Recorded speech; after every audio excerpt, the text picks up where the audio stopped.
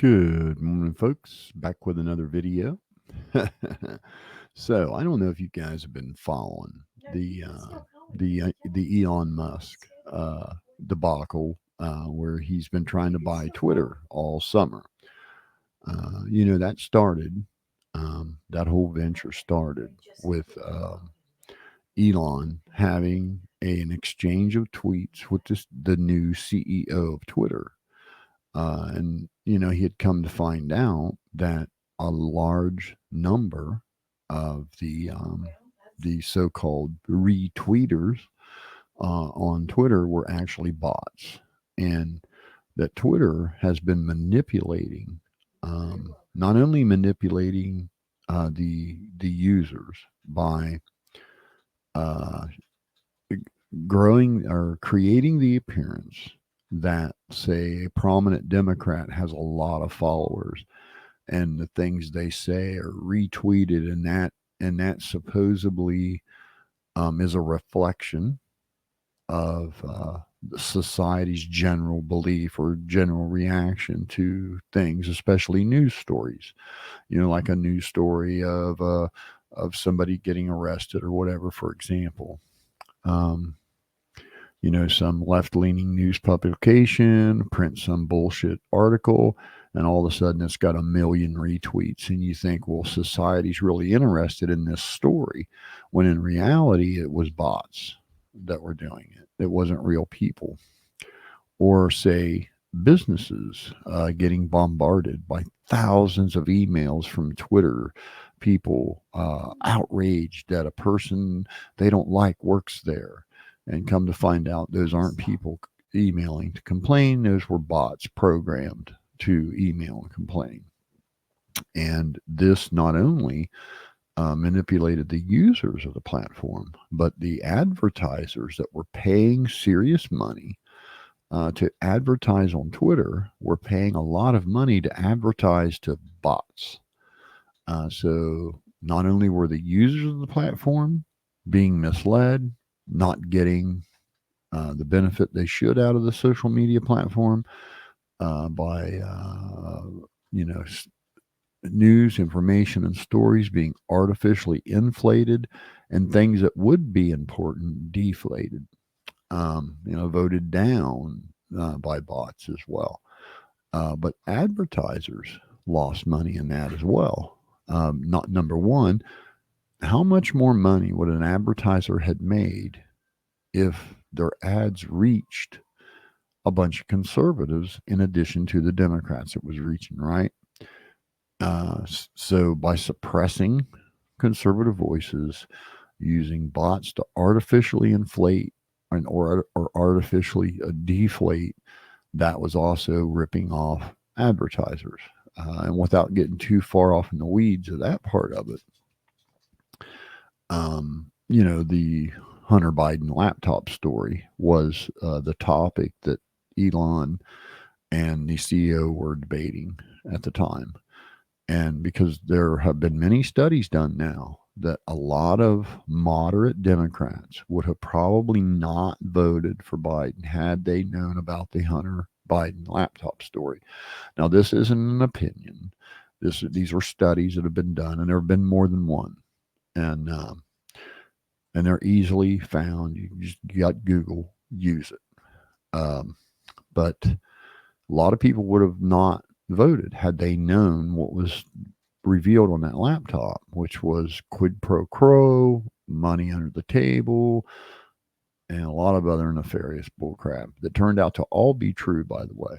And it indeed was his laptop. But Twitter and Facebook and YouTube all flagged it as false information just weeks ahead of an election. So Elon made the remark that, man, knowing what he knows, he could probably buy Twitter and make it way more profitable. And the CEO sort of laughed at him. And that's how we got where we're at today. And long story short, Elon took control of Twitter yesterday. He is now the owner of it. He bought it for $48 million, or billion. I'm sorry, billion with a B. Now, to try to wrap your mind around how much money that is. Okay, it's enough money um, to pay off every privately held mortgage in an entire state, every house. That's how much money that is.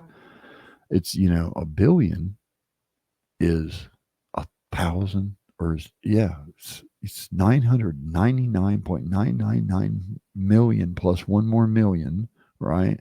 To make a billion. And now do that 48 times. It's just a serious amount of dough.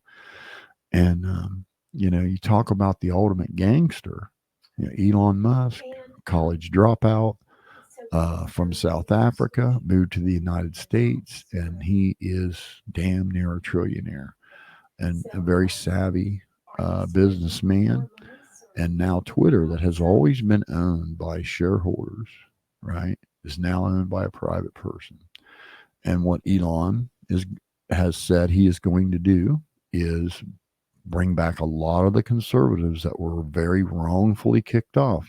Twitter and the little Nazis they had moderating that joint saw it fit to ban an elected president.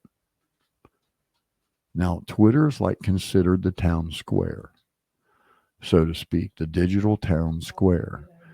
And for them to be so emboldened that they would ban a president, a setting president, says all there is to say about allowing a bunch of, little liberal Nazis to moderate a social media network. They just aren't incapable of being unbiased.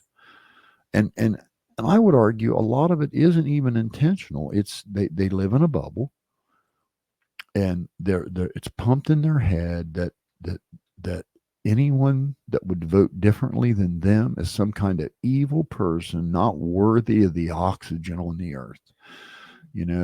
They're led to believe that Republicans are just these horrible people because they don't agree with the radical left's views, and it's just nonsense. I would argue the overwhelming majority of the country is conservative minded, and this whole crap, all of this crap, with puberty blockers and family friendly drag shows and underage drag queens is just a bridge too far for most common folks, both Democrat and Republican.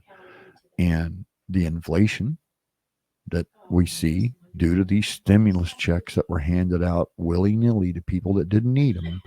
Now we have inflation. And so, what those stimulus checks ended up being is just a very high interest loan because you're going to pay back every bit of that money in inflation. Basically, you've been given a pay cut.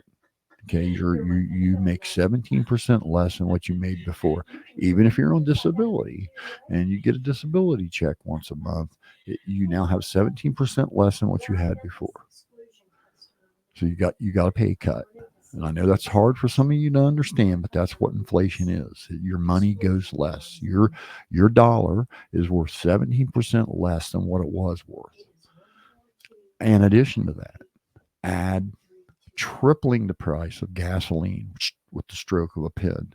And make no mistake, I don't care what the media tries to tell you, Democrats, there's only one reason why gas is as high as it is. And that is because American oil was taken off the market by your president. Stroke of a pen.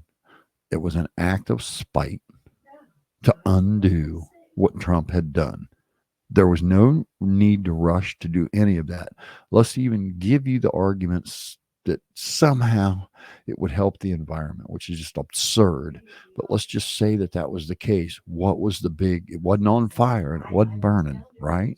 So you come up with a better plan before you undo it, right?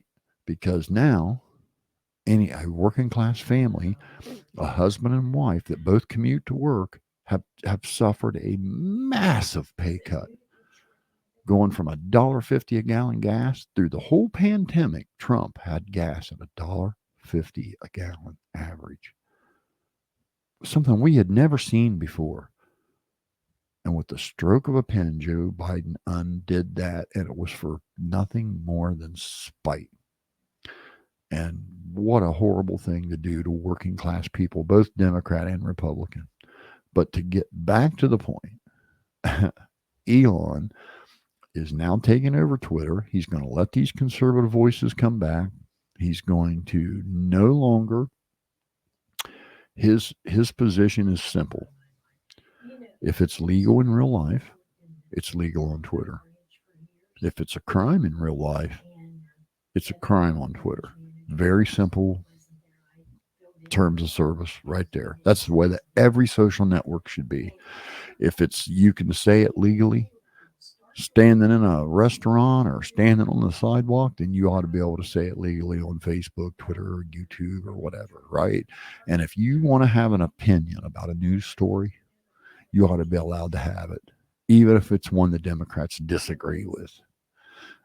So Elon takes control of Twitter, and I got to show you this clip of him entering the lobby.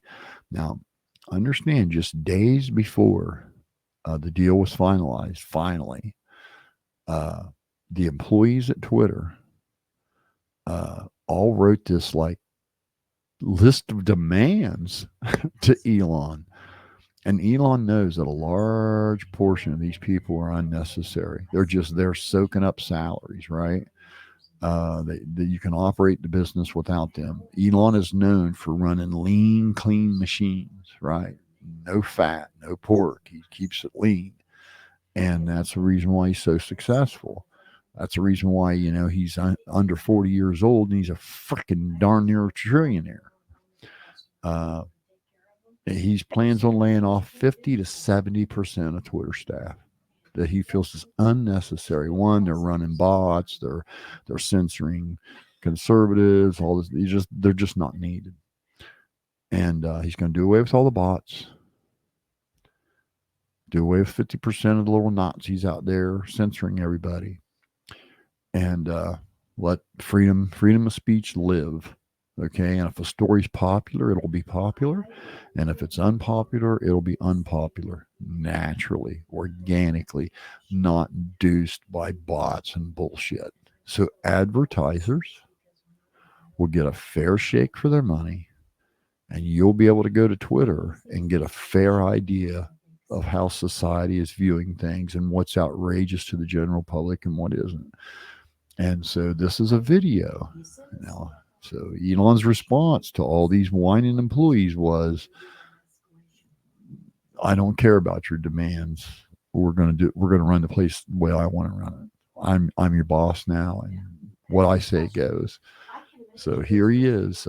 He's going to enter the lobby of of Twitter, and you guys got to see this.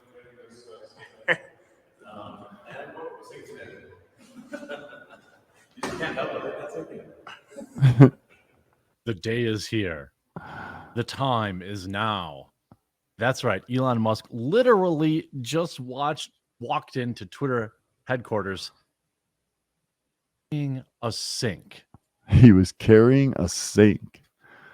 Um, yeah, isn't that amazing? A sink. He carried a sink in the front door and said, "Let this sink in." So yeah, what a great guy. I love that guy.